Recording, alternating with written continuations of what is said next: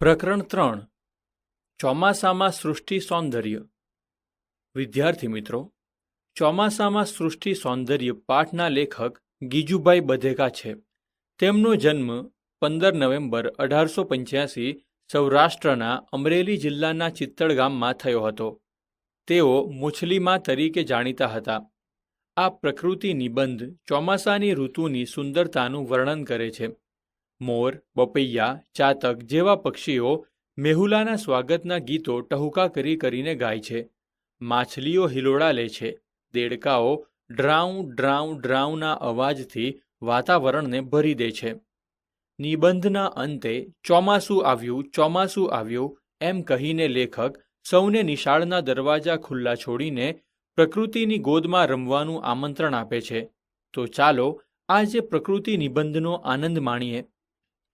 અત્યારે ચોમાસું ચાલે છે. આકાશે વાદળા વારંવાર ચડી આવે છે. કોઈ વાર ગાજવીજ સાથે તો કોઈ વાર ગર્જના વિના મેઘના જળ પૃથ્વી પર ઉતરે છે. ધરતી માતા આખા અંગે લીલી સાડી ધરવા લાગ્યા છે. પક્ષી ગાન તથા દેડકા અને તમરાના તીણા સ્વરોથી મેઘનું સ્વાગત દિવસ રાત થઈ રહ્યું છે. અનેક પ્રકારના ઝીણા જીવડાઓ નવજીવન ધારણ કરી આમ તેમ ઘૂમવા માંડ્યા છે. અત્યારે ચોમાસું ચાલે છે. આ ચોમાસાનું સહજ સૌંદર્ય છે. બાળકો, તમે પણ જરા ઉઠો, જાગ્રત થાઓ, સ્ફૂર્તિ આણો અને ફરવા, રખડવા, રમવા ઉપડો. આકાશમાંથી 6 વરસાદના પાણી ગળ્યા કરતા છત્રીઓ ઓઢીને બહાર નીકળો. પૃથ્વી પર પથરાતા, એકઠા થતા અને નાની નીકોમાંથી નદીઓ બનાવતા આકાશના જળ જુઓ. વળી આ નવા જળે રચેલા નાના તળાવો, ભૂશીરો, સામુદ્રધુનીઓ, બેટ અને દ્વીપકલ્પો જુઓ. ધોધમાર વરસતા વરસાદમાં ઊભી રહીને આનંદથી નાહતી ભેંસોને, વરસાદથી કાયર થઈ એક બાજુ ઊભેલા ગધેડાને, દોડાદોડ કરી મૂકનાર કૂતરાને અને અકળાનાર ગાયોને જુઓ. વરસાદમાં ધરાઈને નાહનારા કબૂતર અને બીજા પક્ષીઓને જોયા પછી વરસાદમાં સંતાઈ રહેનારા પક્ષીઓને પણ નિહાળો. તમે જુઓ તો ખરા કે વરસાદ વરસે છે ત્યારે ઘરો, રસ્તા, આકાશ, ક્ષિતિજ, દૂર તથા નજીકના ઝાડો અને મકાનો કેવા દેખાય છે. તમે વરસાદ વખતે એ પણ જુઓ કે વરસાદ ઝીલતા વરસાદને નૃત્યથી વધાવનાર ઝાડ કયા છે અને વરસાદથી બિડાઈ જનારા ઝાડ કયા છે. વળી વરસાદ રહે કે તરત બહાર નીકળો. વરસાદ પછી ખળખળ વહી જતા નાના મોટા ઝરણાનું મધુર ગાન તમને સંભળાશે. ઝરણામાં પગ મૂકતા વહી જતા પાણીનો વેગ તમે માપી શકશો. તેમાં તમે કૂદશો, નાચશો અને કિલકિલાટ કરી મૂકશો. વરસાદ પછીની તાજગી આપનારી હવાથી તમારામાં ઉડી જવાનું ચેતન આવશે. તમે ઝાલ્યા પણ ન રહો એવી નિર્દોષ દોડાદોડ કરી મૂકો. ઉનાળો અને શિયાળો તમે નિશાળમાં ગાળેલો છે. હવે તમારી બાંધેલી પાંખો છૂટી થઈ છે. જરા ઉડી લો. છૂટા થઈને તમે પોતે જ અનેક જાતના જીવડાને ભાળવા લાગશો. ઇન્દ્રગોપ જીવડાને શોધીને એકઠા કરશો. નવા અને નાના ઘાસને ફૂલો લાવીને મોટાને ભેટ ધરશો. ઘાસના નવા અંકુરને નિહાળશો, તેને ચૂંટશો અને રંગો તથા રૂપો જોઈને રાજી થશો. તમે ગામડામાં હો તો પાદર કે સીમ ભણી ઉપડજો. કોઈ ઘટામાં બેઠી કોયલ કૂજતી હશે. તમે જરા શોધશો તો એને જોઈ શકશો. તમારા કાને બપૈયાના બોલ સંભળાશે.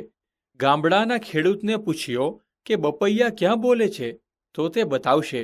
બપૈયો ભાગ્યે જ દેખાશે, પણ તેનો બોલ તો અવશ્ય સંભળાશે. કુદરતમાં તમને ઘણો રસ પડશે. થોર, રેણ કે કોઈ ફળ, ઝાડ કે વેલ પાસે ઉડતું અને ફૂલોમાંથી મધ ચૂસતું પક્ષી તમને જણાશે. એ પક્ષી શક્કરખોરો કહેવાય છે. એની છાતી પીળી હશે ને એ પીળી છાતી વચ્ચે કાળો લાંબો પટ્ટો હશે. ખેતરમાં મોરને પોતાના મનોહર પીંછા પસારતો તમે જોઈ શકશો. લીમડા કે પીપળાના ઝાડે તમને કાગડાના મોટા માળાઓ જણાશે. વરસાદ પછી ફરતા કોઈ વાર તમે ખેતરમાં જજો ને ખેડૂતને વાવણું કરતા ભાળજો. તમને ત્યાં ખેતરમાં ઉગી ગયેલી જુવારની હારો જણાશે.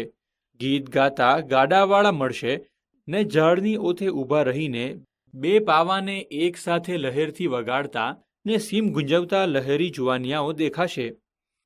કોઈ વાર જ્યારે આકાશે ઇન્દ્રધનુષ ખેંચાયું હશે ત્યારે તો તમારો હર્ષ ક્યાંય સમાશે નહીં. એ ખરેખરી ચમત્કૃતિ છે, સૌંદર્યનું અદ્ભુત દર્શન છે, આનંદનો મોઘેરો ઉત્સવ છે. ધરાઈ ધરાઈને મેઘધનુષ જોઈ લો. અરે જોઈ જોઈને કૂદો અને નાચો, રંગોની મિજલસ કરો તથા અનેક અખતરાને અનુભવ કરો. ચોમાસું આવ્યું છે, ચોમાસું આવ્યું છે. નિશાળના બારણા ખુલ્લા મૂકો, ઘરના બારણા ખુલ્લા મૂકો ને કુદરતને ખોળે ખેલવા નીકળો. સારાંશ. વિદ્યાર્થી મિત્રો, આ પાઠ કેટલો મનોરંજક છે. પ્રકૃતિ અને આકાશનો સંગમ એક અદ્વિતીય સૌંદર્ય દર્શાવે છે. આ ચોમાસાના સમયમાં આકાશ પર વિવિધ રંગોનું ઇન્દ્રધનુષ દેખાય છે, જે પ્રેમ અને આશાનો સંકેત છે.